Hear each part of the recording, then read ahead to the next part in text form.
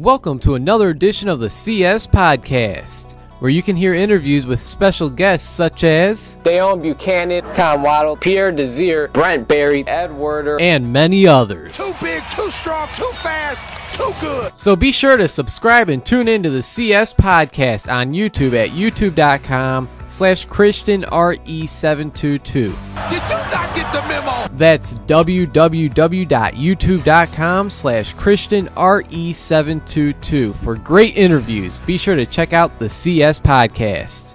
You are ridiculous. Welcome back to the CS Podcast. I'm your host, Chris Shanafelt, and I am now joined by Southern Nazarene linebacker Larry Butler III. I appreciate you joining the show, Larry. How's it going? It's going real good. So, Larry, you've had an interesting journey to get to where you're at now. First things first, coming out of high school, you decided to take the JUCO route and attend Eastern Arizona Community College, where you were rated the third best junior college linebacker by ESPNU. After your time at Eastern Arizona, you were going to sign with the University of Tennessee, but unfortunately, due to SEC three-semester rule, you're unable to be a Vol, so you signed with New Mexico State, and you actually participated in their training camp until you became ineligible due to a transcript issue. And then that was when you decided to take the D2 route and attend Southern Nazarene University, where you're at right now. I got to think, though, there's a lot of disappointment in that process, thinking you're going to go to a top D1 school, and at the last second you get shot down, thinking you're going to go to another D1 school, you get shot down, and now here you are playing Division II ball. What was this process like? Well, the process was, it was very difficult at first, being that, I thought I found a home 2 different times. But, I believe, I'm a firm believer in, God has a plan for you. And, my journey's been long, but I feel like I'm at an up-and-coming program right now. And I feel like I'm still in a good position to achieve my real goal, which has always been the NFL. And I know there was a few, actually a pretty good amount of Division II schools that were interested in you. What was it about Southern Nazarene University that won you over? Well, the thing about Southern Nazarene was just, the genuineness I kind of felt when I came on my visit, when I met with Coach Cochran. He always looked me in the eye. He seemed like he was,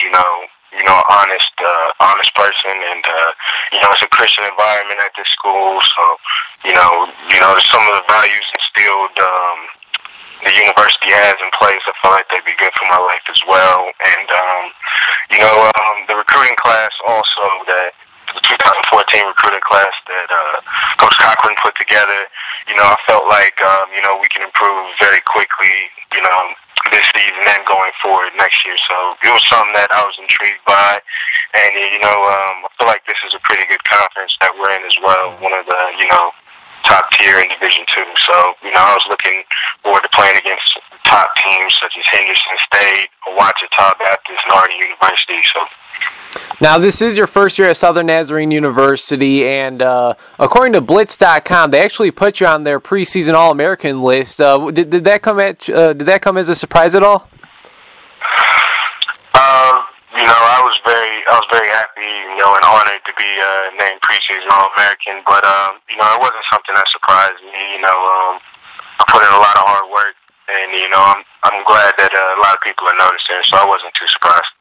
All right, so you spent some time in junior college with Eastern Arizona Community College. This is your first year at Southern Nazarene, as I said. What would you say throughout this season? I know this year is almost over for you guys. What would you say is the difference of, is there a difference between the junior college football and Division II football? Is there a major difference in competition, you think? To be quite honest, I haven't really, noticed it too much. There's a lot of athletes in both. I think Division II is a bit more structured, being that it's the NCAA. But as far as just like level of competition, I haven't noticed too big of a difference at all. Well, Larry, it's been a tough season for the Southern Nazarene Crimson Storm, as you guys are 0-10, but individually, you're having a nice season. You've recorded 72 tackles, 7 tackles for loss, 2 sacks, and 3 pass breakups. And as a linebacker, you actually started 3 games at defensive end. As a team, it's been disappointing, but how do you feel you've performed individually? I feel like I'm having a good season. A couple different things that I feel like I need to work on to, get to be that elite player that I strive to be every day. But, as far as individual, like, a season, I feel like I'm doing well, but I've really been more focused on just helping the team kind of get better each and every week, and trying to be that leader there for the guys to help us, just strive to get better each and every day and, improve. And I think the last 3 to 4 weeks, I think that we've improved a lot. We've been really close in every game. So, next year I think it's going to be a really, really good season. This weekend you guys take on Southwest Baptist. It's actually the last game of the season, and it's your guys' homecoming game. What do you guys have to do to come out with the victory? For us to go ahead and beat this Southwest Baptist team, I feel like we just have to play, sound fundamental football. Everybody has to be in their gaps. We have to know our assignment, fly around, play physical, and play fast, play physical, and, and just bring it to these guys because this game is a game that we definitely can. Chris Schanfeld talking with Southern Nazarene linebacker Larry Butler III. Now, Larry, whether it was from last year or all the way back to your freshman year in junior college, what would you say is the biggest or most memorable play of your college football career thus far? The biggest, most memorable play of my college career thus far would have to be actually in the fourth quarter this season versus Arkansas Monticello. They were, it was I think it was 3rd and 2.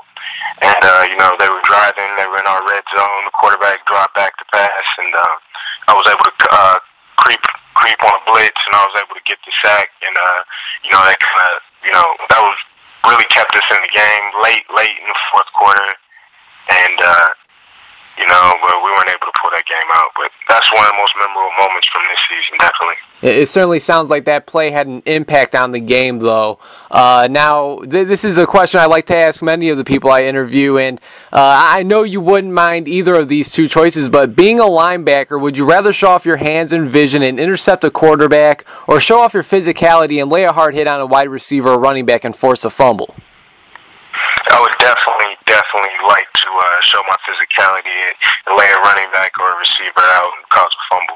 I love it, man. I love it. Now, I'm from Chicago. Of course, I'm broadcasting out of Chicago, Larry, and I don't know if you've seen the Bears the last few weeks, but this linebacking core is awful.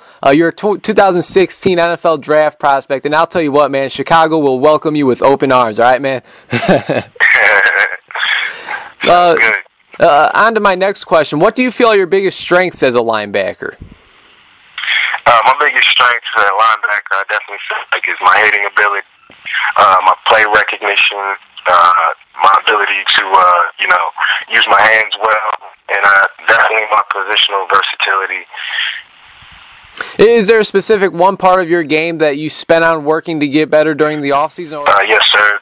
The thing that I definitely need to work on would definitely be my coverage, proper depth and zone drops, and my man coverage could use a little bit of work as well. All right, Larry, just a couple more questions, then I'll let you go. I do really appreciate your time, man. Now, this is another one of those fun questions. If you would compare yourself to a linebacker currently playing in the NFL, who do you think that would be and why? People have to compare me to Vontaze Burfict. We have the same similar build, and I just feel like that I'm very stout in the run game, like he is. And some people, when I kind of play off the edge, they like to say I'm a James Harrison type of guy. So those two players definitely I look at. Well, they're definitely not bad comparisons. I mean, they're both Pro Bowlers. I know Vontaze Burfict is still young, and he still has a lot of time in the league. And of course, James Harrison, he's another one of those guys that he'll probably be in the Hall of Fame sometime soon. So once again, not bad comparisons at all. And last but not least, I mentioned it earlier. You're a 2016 NFL Draft prospect, so you won't be coming out this year, but next year you will be. Any chance you've heard from any NFL scouts yet? And if so, what are they saying about Larry Butler III of Southern Nazarene University?